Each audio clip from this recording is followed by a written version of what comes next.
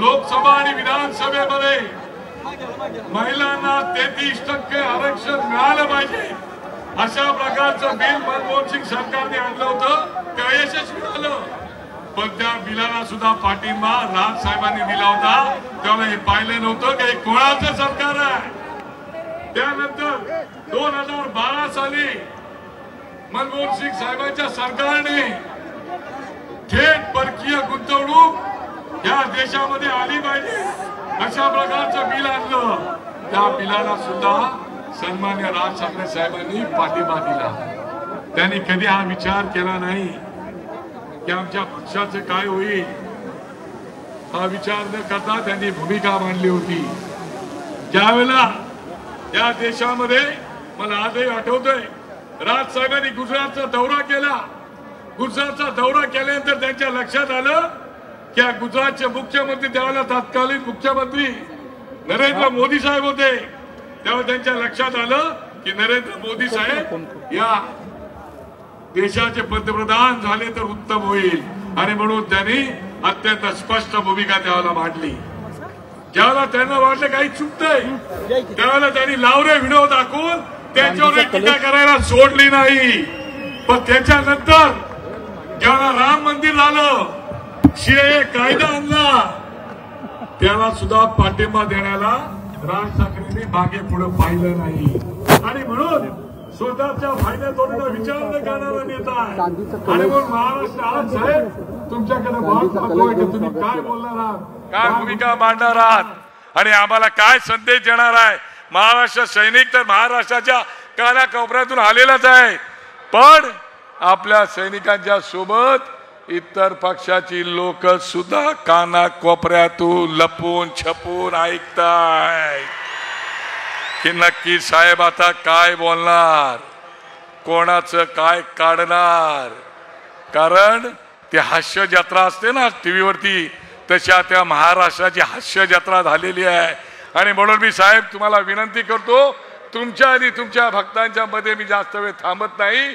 मी शेवटचा बॅट्समन आपला पटकन आलो का 2च भाष्य ठेवली होती. तरी पण मी सन्मान्य राजसाहेबांना विनंती करतो की आपण आता आम्हाला सगळ्यांना मार्गदर्शन करा. धन्यवाद. जय हिंद, जय महाराष्ट्र.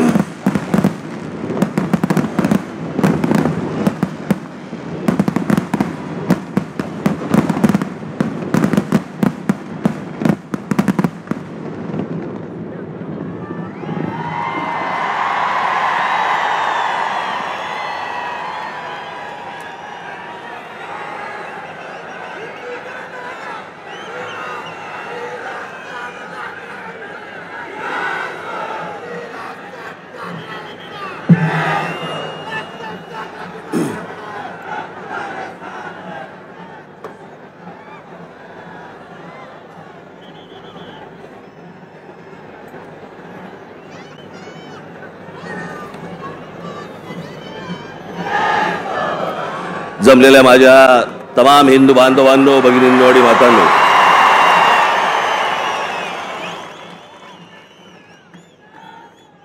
असं वाटतंय सभा सिमल्याला आहे.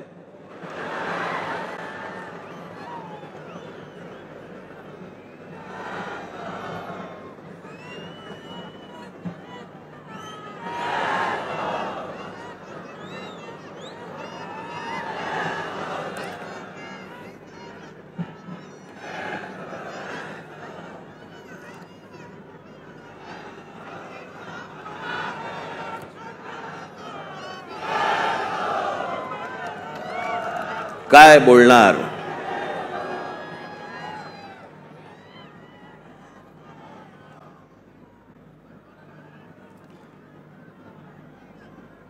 जवळपास 5 वर्षानंतर या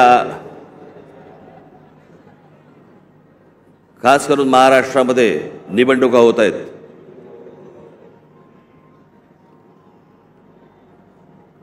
महानगरपालिकेच्या निवडणुका आत्ता होतील असं म्हणता अजूनही होत नाहीयेत.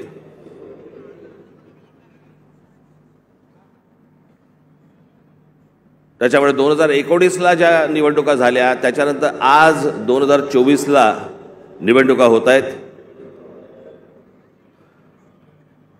आणि सगळे आचारसंहितावाले सगळे जागे झालेत. काल मी एक बातमी वाचली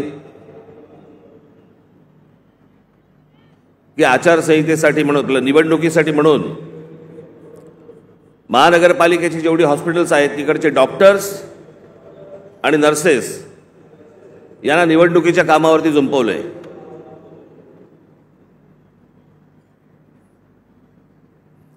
डॉक्टर काय मतदाराच्या नाडी मोजणार काय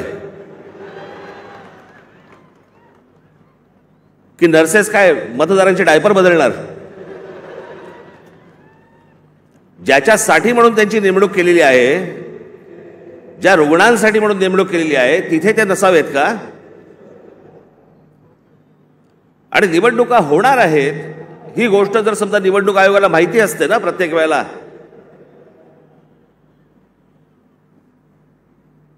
एक पॅरलल फळी का नाही उभी करत तुम्ही? दरवेळेला आपल्या काहीतरी शालेय शिक्षक घ्यायचे, नर्सेस घ्यायच्या, डॉक्टर्स घ्यायचे, हे कुठचे उपद्व्याप?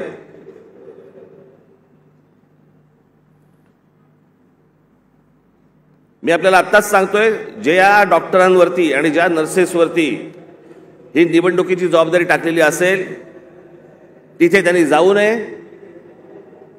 आणि ज्या रुग्णांची सेवा करण्यासाठी म्हणून तुम्ही आयुष्य घालवताय त्या हॉस्पिटलमध्ये परत तुम्ही जा, तिथे काम करा. तुम्हाला नोकरीवरनं कोण काढतं मी बघतो.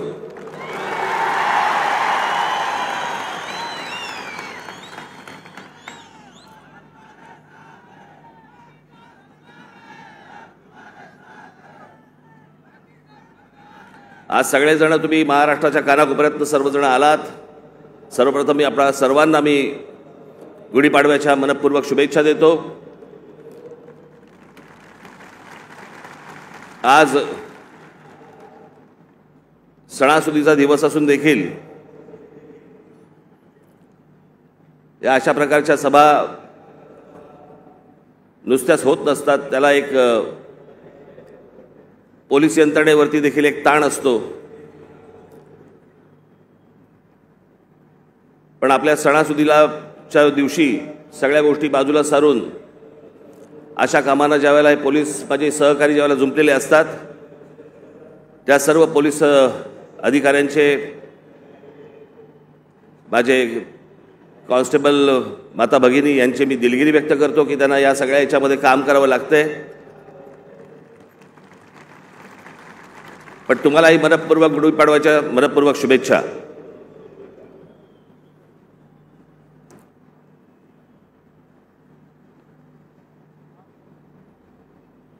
जसे तुम्ही ऐकत होतात तसा मीही ऐकत होतो. जसे तुम्ही वाचत होतात तसा मीही वाचत होतो.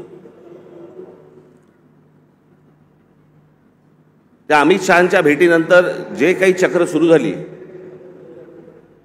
बरं हे आमचे बांधव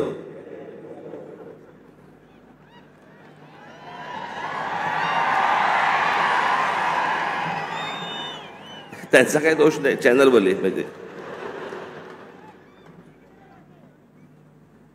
रोजची चॅनल्स, त्याला मी एक नाव ठेवलंय, आज मला असे वाटते. लोकांना विचारायला कशाला पाहिजे? राजकारणाला विचारायला कशाला पाहिजे? दे ठोकून आपली बातमी. वाटेल त्या बातम्या चालू होत्या, वाटेल त्या बातम्या. मी आपला एन्जॉय करत होतो. तुम्हाला काय बोलायचं ते बोला, मला जेव्हा बोलायचं तेव्हा मी बोलीन. त्या अमित शहांना भेटायला गेलो दिल्लीला.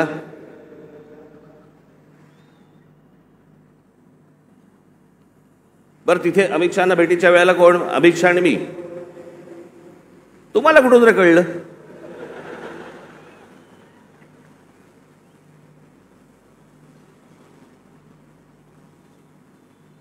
मी तिकडे दिल्लीला पोहोचलो काय, राज ठाकरेंना 12 तास थांबायची वेळ आली. अरे गधड्या, दुसऱ्या दिवशीची भेट होती. 12 तास थांबायची कुठून आली? आदल्या दिवशी पोहोचलो तिथे रात्री. त्यात थांबायचा काय विषय आला? पण हे थांबत नाहीत. मला असे वाटते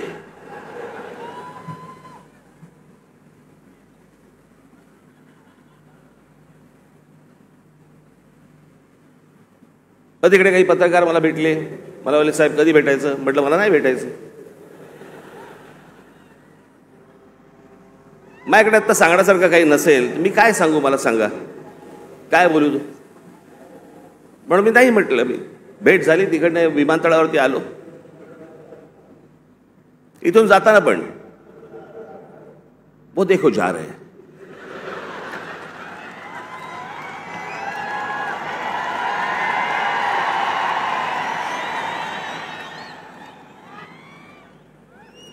हल्ली हे असतात, पूर्वी ते आचारसंहितावाले असायचे, कुठेही कॅमेरा घेऊन जायचे. अहो, एके दिवशी मी बाथरूमला चाललो होतो. मी विनोदाने सांगत नाहीये, मी खरंच तो माझ्या मागे आला.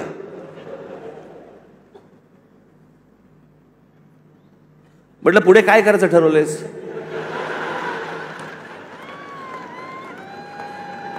मी म्हटलं, आपलं आपणच करायचंय का आपण काही सहकार्य करणार आहात?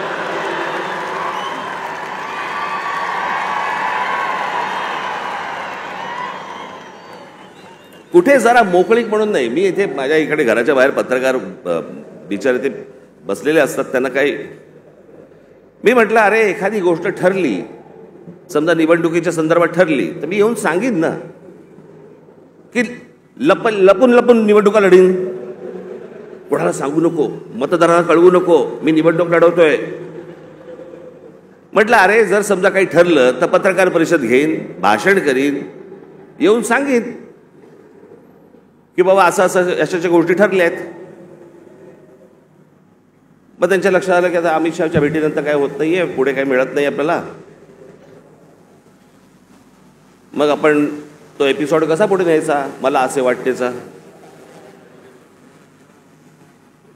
मग राज ठाकरे शिंदेच्या शिवसेनेचे प्रमुख होणार.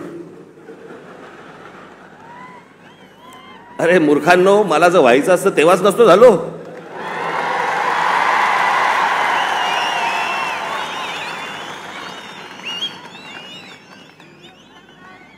या माझ्या घरी इथे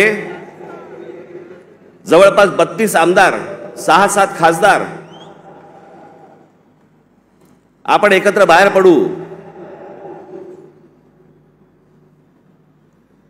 आणि काय मग नंतर माझा महाराष्ट्र दौरा सुरू झाला. तोपर्यंत इकडे सगळी काहीतरी बांधणी सुरू होती. मी आता काही नावं नाही घेत कोणाची.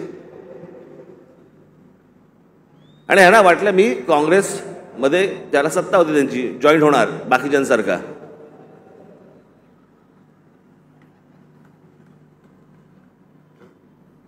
मी त्याला पहिल्यांदाच सांगितलं, म्हटलं मला पक्ष फोडून कुठचीही गोष्ट करायची नाही.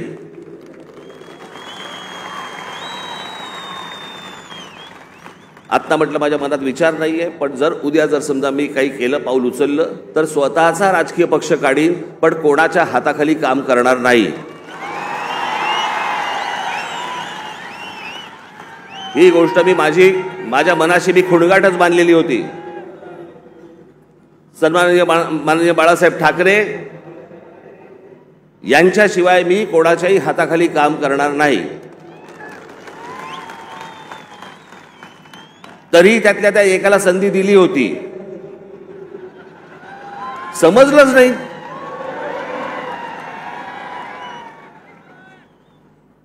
जाऊन दे, पण तो झाला भूतकाळ.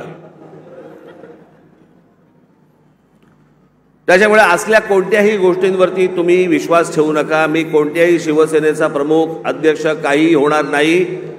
मी जे अपत्य जन्माला घातलेलं आहे महाराष्ट्र नवनिर्माण सेना, याचाच मी फक्त अध्यक्ष राहणार.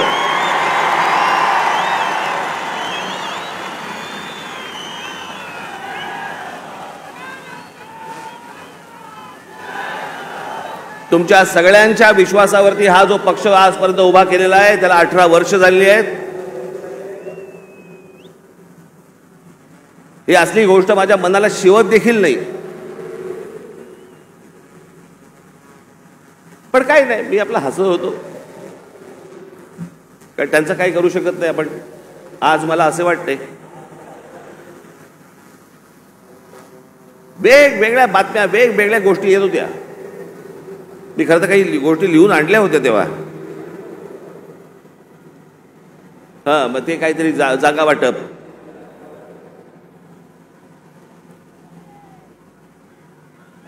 जागा वाटपाबद्दल चर्चा झाली.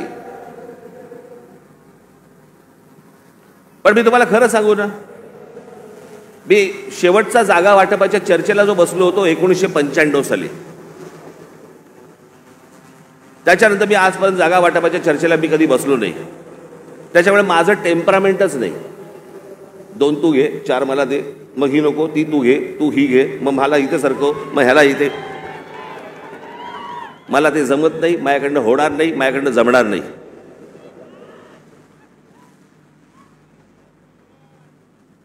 मग मला सांगितलं आमच्या निशाणीवरती लढा. हे रेल्वे इंजिन आहे ना, हे तुमच्या कष्टाने कमवलेलं चिन्ह आहे. माझ्याकडे आयतं आलेलं नाही, सहज आलंय चिन्ह म्हणून आता मी त्याच्यावरती लढवायचं अजिबात नाही.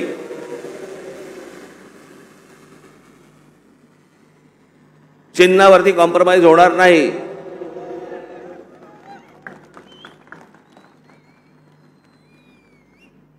दिल्लीला गेलेले हे ठाकरे पहिलेच.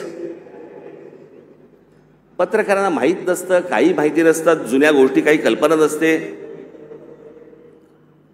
आत्ताच्या काही गोष्टी माहिती असतात त्याच्यावरती आपले बस रेटायचं.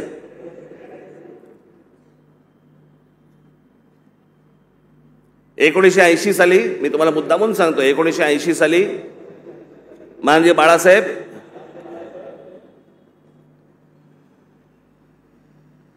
हे दिल्लीला इंदिराजींना भेटायला गेले होते, संजय गांधींना भेटायला गेले होते. आणि भेटीला जायला काय प्रॉब्लेम आहे मला कळत नाही. मला अनेक लोक येऊन घरी भेटतात म्हणून मी काय समजायचं, वार हे आता माझ्या घरी भेटायला आलेत मला, आता असं नाही समजत. कोणी कोणाकडे भेटायला जात असतात, गोष्टी लोक जात असतात. त्यात मोठेपणा आणि कमीपणा कसला आला.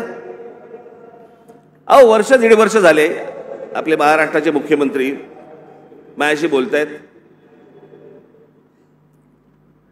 आपण एकत्र आलं पाहिजे, आपण एकत्र काहीतरी केलं पाहिजे. म्हटलं शी,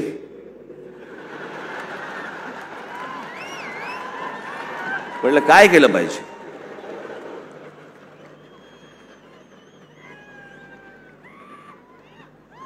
असं वर्ष 1.5 वर्ष ऐकतोय. मग मी शेवटी एक काम केलं. मी म्हटलं बाबा मला समजेना, मला देवेंद्रजी पण सांगत होते, फडणवीस एकनाथजी पण सांगत होते आपण एकत्र आलं पाहिजे, एकत्र आलं पाहिजे. म्हटलं एकत्र आलं पाहिजे म्हणजे काय.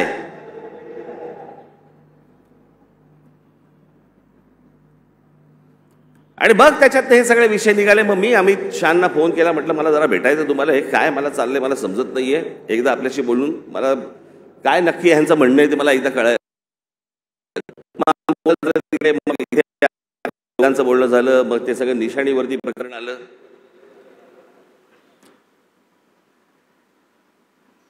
मग लगेच सुरू झाले एका भेटीत, एका दौऱ्यात. मग आता त्या लाव रे तो व्हिडिओचं काय होणार. मी तुम्हाला पहिली गोष्ट एक सांगतो, थोडीशी पार्श्वभूमी देतो. माझा जन्म ज्या घरात झाला त्या घरामध्ये शिवसेनेचा जन्म झाला.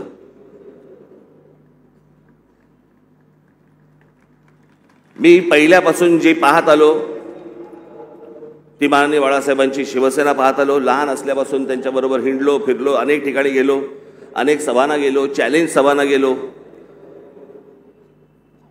त्याच्यामुळे माझ्या आयुष्यातला एकमेव तेव्हाचा पक्ष होता तो म्हणजे शिवसेना.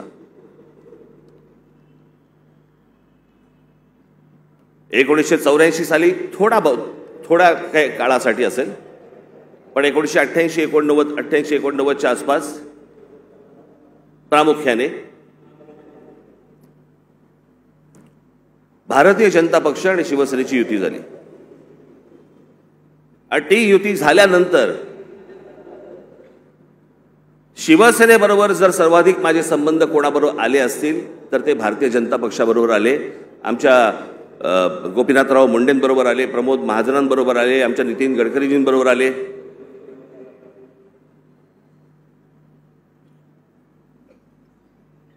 आणि ह्यांच्याबरोबरचे जे माझे संबंध होते हे राजकारणाच्या पलीकडचे पण होते.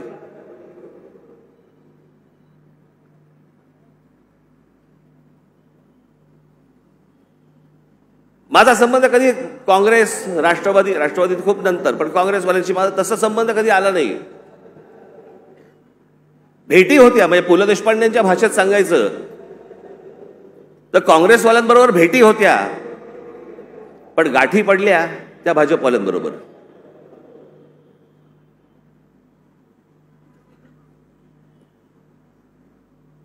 त्याच्यामुळे अनेक वेळेला त्यांच्याबरोबर माझे अगदी चांगले संबंध तेव्हापासून प्रस्थापित झाले. मग आमचे प्रमोदजी गेले, मग त्या दरम्यान मी गुजरात दौऱ्यावरती गेलो. नरेंद्र मोदी यांच्याबरोबर माझे संबंध प्रस्थापित झाले. मी गुजरात पाहिला, त्यावेळेला खूप चालू होतं की गुजरातमध्ये कशा प्रकारची प्रगती होते, कशा प्रकारची डेव्हलपमेंट होते.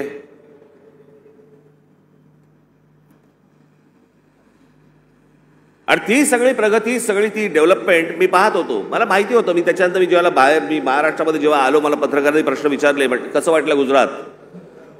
म्हटलं गुजरात डेव्हलप होतंय, पण महाराष्ट्र खूप पुढे आहे.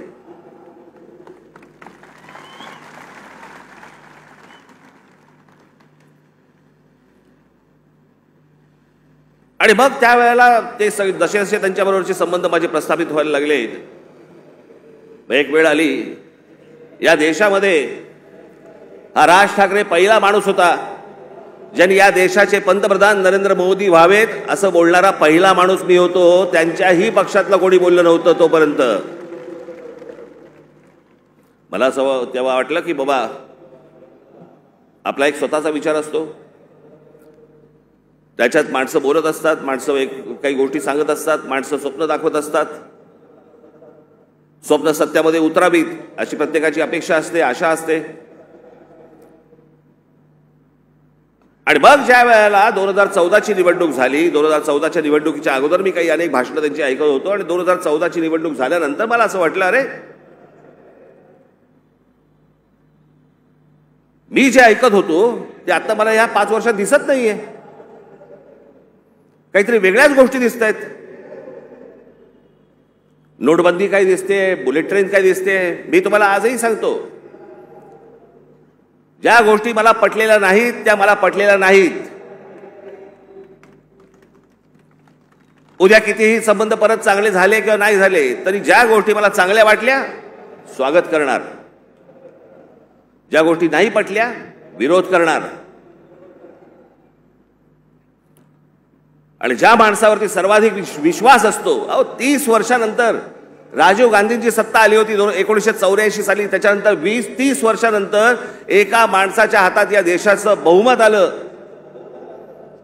मी विचार करतो या देशाचं काय काय गोष्टी होऊ शकतात, काय काय गोष्टी घडू शकतात.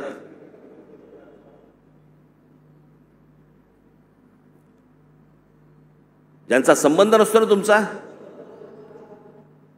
त्यांच्याकडे तुम्ही दुर्लक्ष करता, 2 शिव्या आसरताना दुर्लक्ष करता.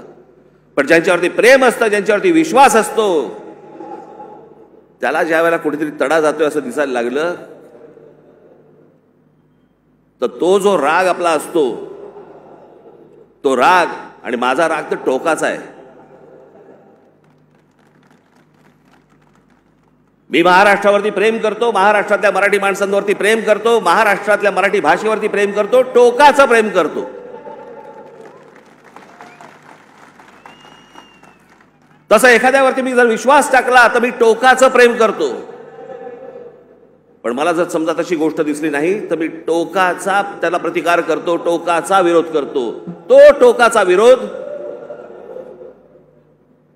तो 2019 सालच्या माझ्या त्या लावरे तो व्हिडिओचं काय त्याला कोणीतरी टॅगलाईन दिली, लावरे तो व्हिडिओ, पण त्या सगळ्या गोष्टींमध्ये ती गोष्ट तुम्हाला दिसली असेल. होय, टोकाचा विरोध केला मी.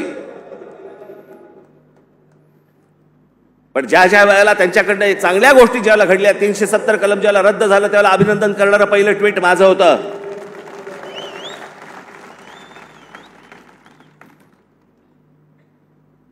गेल्या 5 वर्षामध्ये ज्या गोष्टी चांगल्या गोष्टी घडलेल्या आहेत त्याचं अभिनंदन केलंय, स्वागत केलेलं आहे. एनआरसीच्या बाजूने मोर्चा काढलेला आहे. जी गोष्ट योग्य ती योग्य, जी गोष्ट अयोग्य अयोग्य. या देशाने अमिताभ बच्चन यांच्यावरती प्रेम केलं, मीही प्रेम केलं. पण ज्या वेळेला एक माणूस ज्या वेळेला मला असं वाटायला लागलं की अरे एका प्रांताचा विचार करतोय, मला नाही पटलं. पण त्या सगळ्या गोष्टींमध्ये जर समजा तुम्ही बघितलं तर त्याच्यामध्ये व्यक्तिगत टीका कुठेही नव्हती.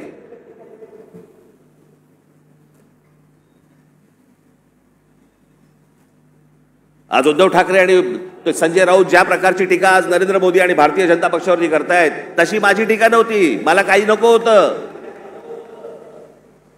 मला मुख्यमंत्री पद मिळालं नाही म्हणून मी विरोध नाही केला. मला भूमिका पटली नाही म्हणून मी विरोध केला.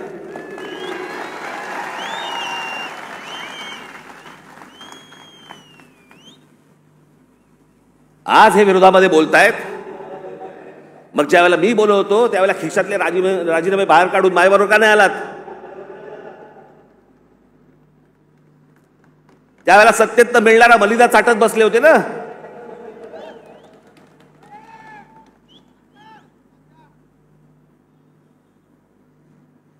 आज ह्यांना या गोष्टी सुचतायत. याचं कारण तुमचा पक्ष फुटला म्हणून, याचं कारण तुम्हाला सत्तेत हाकलवलं म्हणून, तुमच्या स्वार्थासाठी म्हणून या सगळ्या गोष्टी तुम्ही केल्यात. मी त्या गोष्टी नाही केल्या. मला भूमिका नाही पटली म्हणून मी विरोध केला. मला त्याच्या बदल्यात काही हवं होतं म्हणून नाही विरोध केला.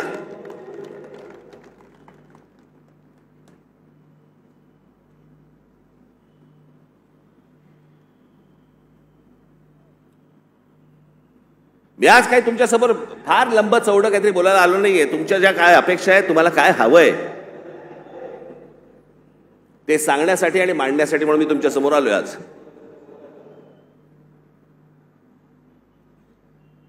नरेंद्र मोदींकडनं कसं आहे, आज तरुण, आज आम्ही दुपारी बोलत होतो, 2006 साली ज्यावेळेला मी पहिलं महाराष्ट्र नवनिर्माण पक्ष स्थापन केल्यानंतरचं पहिलं भाषण ज्यावेळेला मी इथून केलं होतं, त्यावेळेला मी असं म्हटलं होतं, ज्याच्यावरती अनेक लोकांनी चेष्टा केली.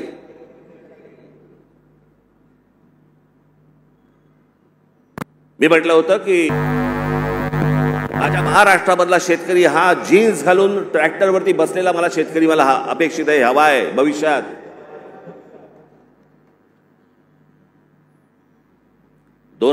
पासून ते युग सुरू झालं होतं.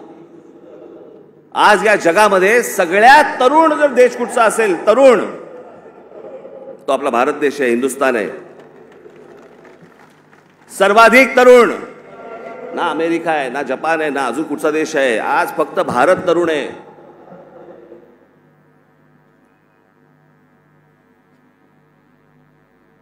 या तरुणांना, या तरुणींना शिक्षणाची गरज आहे, चांगल्या शिक्षणाची गरज आहे, तंत्रज्ञानाची गरज आहे, उत्तम नोकऱ्यांची गरज आहे, उत्तम व्यवसायाची गरज आहे, त्याच्यासाठीच्या मार्गदर्शनाची गरज आहे. त्याच्यासाठी म्हणून राज्य सरकार आणि केंद्र सरकारने आता काम केलं पाहिजे.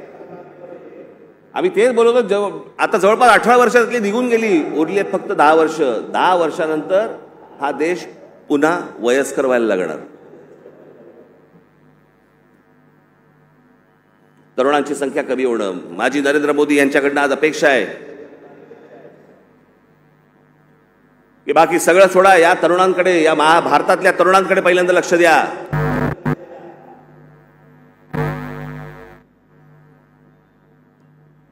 हेच ते फ्युचर आहे, हेच ते भविष्य आहे.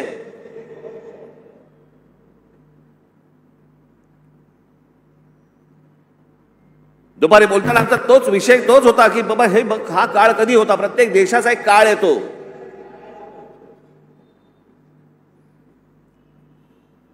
जसं जपानमध्ये एक काळ आला.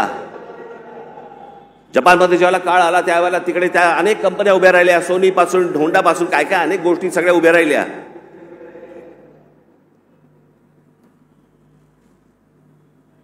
अनेक व्यवसाय उभे राहिले, अनेक व्यावसायिक उभे राहिले. ज्याला घुसळून काढणं म्हणतो ना आपण, तसं सगळं अख्खा घुसळून निघाला तो देश. आज बघा कुठच्या कुठे असा हा देश घुसळून निघाला पाहिजे. आणि तसं जर आज उद्या घडलं नाही तर सगळ्याच गोष्टींवरचा समाजाचा विश्वास उडून जाईल. या देशामध्ये दुसरं तिसरं काही होणार नाही. या देशामध्ये फक्त अराजक येईल.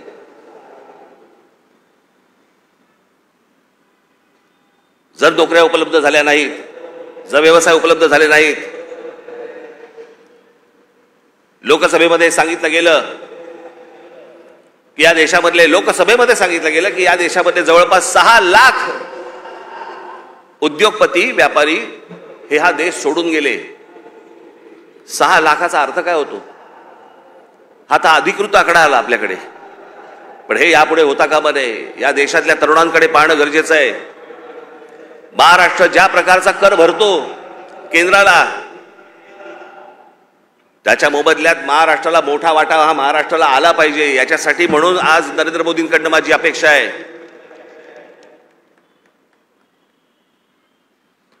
अनेक गोष्टींची अपेक्षा आहे. पुढचं काय 5 वर्षात काय घडतंय, ही निवडणूक, येणारी लोकसभेची निवडणूक या देशाचं भविष्य ठरवणार आहे. की आपण खड्ड्यात जाणार आहोत का आपण वरती जाणार आहोत. उद्या अनेक निवडणुका येतील. पुढे विधानसभेच्या निवडणुका येतील. आज हाणामाऱ्या चालू आहेत.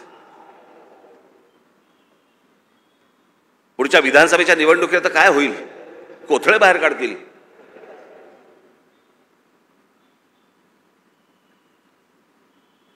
याचं कारण मी मागच्या तुम्हाला आठवतं, मी बोललो होतो तुम्हाला इथेच गेल्या वर्षीच्या सभेमध्ये का त्याच्या गेल्या वर्षी सभेमध्ये तर आठवत नाही. महाराष्ट्रात कॅरम चुकीचा फुटला गेलाय.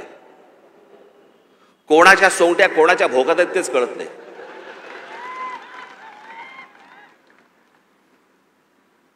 माणूस राजकारणातला आला की विचारावं वाटतं लागतं कोणत्या पक्षात. मध्यंतरी मी आपल्या पुण्याला गेलो होतो नाट्य संमेलनाला. तिकडे 5 जण मला भेटायला आले. नगरसेवक होते राष्ट्रवादीचे. मला बोलले नमस्कार साहेब. म्हटलं नमस्कार. आम्ही राष्ट्रवादीचे नगरसेवक. म्हटलं कोणाचे? त्यातले 3 बोलले आम्ही दादाचे, 2 बोलले आम्ही शरद पवारांचे. अशी सगळी परिस्थिती या महाराष्ट्राची झालेली आहे. या महाराष्ट्रातनं पुढे जाताना आपल्याला मार्ग शोधायचा आहे, आपल्याला मार्ग काढायचा आहे. माझ्या महाराष्ट्र सैनिकांवरती विश्वास आहे. आपण योग्य मार्ग आपण या महाराष्ट्राला दाखवू, निश्चित दाखवू. पण माझी महाराष्ट्राकडनं देखील अपेक्षा आहे. माझी महाराष्ट्राला देखील अपेक्षा आहे. माझ्या महाराष्ट्रातल्या मतदारांना देखील अपेक्षा आहे. माझी अपेक्षा आहे त्यांच्याकडनं कृपा करून व्यभिचाराला राजमान्यता देऊ नका. ज्या प्रकारचं राजकारण या महाराष्ट्रामध्ये सुरू आहे याला राजमान्यता जर समजा पुढे मिळत गेली, पुढचे दिवस भीषण आहेत.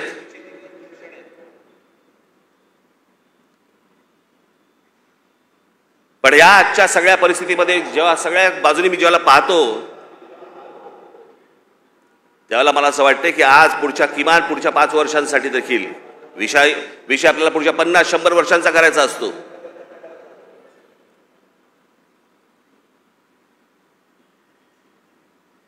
पण इथे ज्यावेळेला मी बसलो होतो, ज्यावेळेला देवेंद्र फडणवीस आणि मुख्यमंत्र्यांबरोबर, त्याच्यानंतर माझं आणि देवेंद्र फडणवीसांचं बोलणं झालं आणि मी म्हटलं की मला नको ते. म्हटलं तर मला त्या वाटाघाटी बिटाघाटी मला पाडू नका ह्याच्यामध्ये.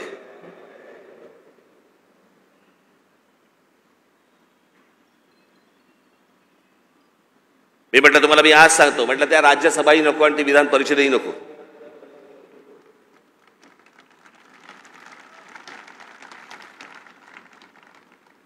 पण या देशाला चांगल्या खंबीर नेतृत्वाची गरज आहे, ज्याच्याकडनं माझ्या अपेक्षा आहेत त्याही पूर्ण झाल्या नाहीत तर राज ठाकरेचं तोंड आहेच. पण या पुढच्या काही भविष्यासाठी भवितव्यासाठी म्हणून खंबीर नेतृत्वाची गरज असताना म्हणून मी त्यांना सांगितलं मला काही अपेक्षा नाही आहेत. महाराष्ट्र नवनिर्माण सेना, भारतीय जनता पक्ष, शिवसेना आणि एनसीपी, परंतु फक्त नरेंद्र मोदींसाठी बिनशर्त पाठिंबा देत आहे हे मी आज आपल्या समोर सगळ्यांसमोर जाहीर करतो. आणि माझ्या गावागावातनं सगळ्या महाराष्ट्रामधनं आलेल्या माझ्या सर्व महाराष्ट्र सैनिकांना मला फक्त एकच सांगायचंय, विधानसभेच्या तयारीला लागा, जोरात विधानसभेच्या तयारीला लागा. पुढच्या गोष्टी पुढे आपण कसलाही विचार न करता आत्ता बांधणीचा विचार केला पाहिजे आपण. आणि त्याच्यासाठी म्हणून मी तुम्हाला महाराष्ट्रभर सगळ्या ठिकाणी भेटण्यासाठी लवकरच आपल्यासमोर येत आहे. आज जे काही मला मांडायचं होतं हे आपल्यासमोर आज मांडलेलं आहे. उद्या अजून जर समजा समोरच्यांची पकपक झाली तर अजून माझी दारं खिडक्या उघड्या करायला तोंडाच्या मी मोकळा आहे. आपण निश्चिंत राहा, जिथून आलेला आहात तिथून व्यवस्थित जा. जाताना आपण व्यवस्थित गाडीने ज्या आलेला आहात गाड्या नीट सांभाळून चालवा. घरचे लोक आपली वाट पाहत असतील. पुन्हा एकदा मी आपल्याला सर्वांना मी गुढीपाडव्याच्या मनपूर्वक शुभेच्छा देतो आणि आपणा सर्वांची मी रजा घेतो. धन्यवाद. जय हिंद, जय महाराष्ट्र. धन्यवाद राजसाहेब. प्रथेप्रमाणे माहीम विधानसभेचे सर्व आपले महाराष्ट्र सैनिक आपला सन्मान करतील. शाल, श्रीफळ आणि मंगल कलश ठेवून आज गुढीपाडव्याच्या शुभदिनी. तर आपण बघतोय आता राज ठाकरे यांनी महायुतीला बिनशर्त पाठिंबा दिलेला आहे. या क्षणाची सर्वात मोठी अपडेट, अतिशय मोठी घोषणा आज गुढीपाडवा मेळाव्यातून राज ठाकरे यांनी केलेली आहे. याशिवाय त्यांनी सर्व कार्यकर्त्यांना आता विधानसभेच्या तयारीला लागण्याचं देखील आवाहन केलेलं आहे आणि आत्तापासून आपल्याला पक्ष बांधणी करायची आहे असं देखील राज ठाकरे यांनी म्हटलेलं आहे. आणि मी केवळ नरेंद्र मोदी यांच्यासाठी महायुतीला पाठिंबा देतोय असं देखील राज ठाकरे यांनी यावेळेस ठणकावून सांगितलेलं आहे. तर 2014च्या आधी देखील पंतप्रधान नरेंद्र मोदी व्हावे असं मी सांगितलेलं होतं, माझी भावना व्यक्त केलेली होती असंही राज ठाकरे यांनी यावेळेस बोलत असताना म्हटलेलं आहे. आणि त्यानंतर आता मी केवळ मोदींसाठी महायुतीला पाठिंबा देत असल्याचं राज ठाकरे यांनी आता जाहीर केलेलं आहे. ज्या काही चर्चा राज ठाकरे यांच्या संदर्भात सुरू होत्या त्या सर्व चर्चांना आज राज ठाकरे यांनी पूर्णविराम दिलेला आहे आणि त्यांनी अतिशय मोठी घोषणा आता केलेली आहे. त्यांनी महायुतीला बिनशर्त पाठिंबा दिलेला आहे. याआधी आपण अनेक बातम्या बघितलेल्या होत्या. राज ठाकरे किती जागा मागतात, कसा पाठिंबा देतात, या चर्चा रंगलेल्या होत्या. एक जागा राज ठाकरे हे लढवणार अशी देखील चर्चा होती. मात्र मी बिनशर्त पाठिंबा देत असल्याचं आज स्वतः राज ठाकरे यांनी जाहीर केलं. त्यामुळे आता सर्व चर्चांना आणि सर्व प्रश्नांना उत्तर मिळालेलं आहे. शिवाजी पार्क या ठिकाणी राज ठाकरे यांच्या गुढीपाडवा मेळाव्याचं आयोजन करण्यात आलेलं होतं आणि त्यानंतर आता राज ठाकरे यांनी अतिशय मोठी घोषणा केलेली आहे. सर्व मनसैनिकांना मी लवकरच भेटायला येणार, राज्यात मी फिरणार आहे असं देखील यावेळेस राज ठाकरे यांनी सांगितलेलं आहे. विधानसभेची तयारी करण्याचे आदेशच राज ठाकरे यांनी सर्व महाराष्ट्र सैनिकांना दिलेले आहेत. काही भविष्यासाठी भवितव्यासाठी म्हणून खंबीर नेतृत्वाची गरज असताना म्हणून मी त्यांना सांगितलं मला काही अपेक्षा नाही आहेत. महाराष्ट्र नवनिर्माण सेना, भारतीय जनता पक्ष, शिवसेना आणि एनसीपी, परंतु फक्त नरेंद्र मोदींसाठी बिनशर्त पाठिंबा देत आहे हे मी आज आपल्या समोर सगळ्यांसमोर जाहीर करतो. आणि माझ्या गावागावातनं सगळ्या महाराष्ट्रामधनं आलेल्या कृपा करून व्यभिचाराला राजमान्यता देऊ नका. ज्या प्रकारचं राजकारण या महाराष्ट्रामध्ये सुरू आहे याला राजमान्यता जर समजा पुढे मिळत गेली, पुढचे दिवस भीषण आहेत.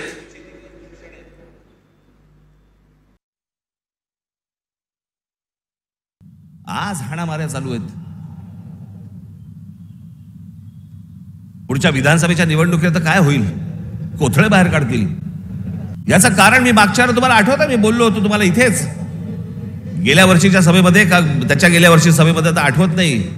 महाराष्ट्रात कॅरम चुकीचा फुटला गेलाय. कोणाच्या सोंगट्या कोणाच्या भोकात आहेत तेच कळत नाही. तर आपण बघतोय राज ठाकरे यांनी नरेंद्र मोदी यांना बिनशर्त पाठिंबा दिलेला आहे. महायुतीला आता राज ठाकरे यांचा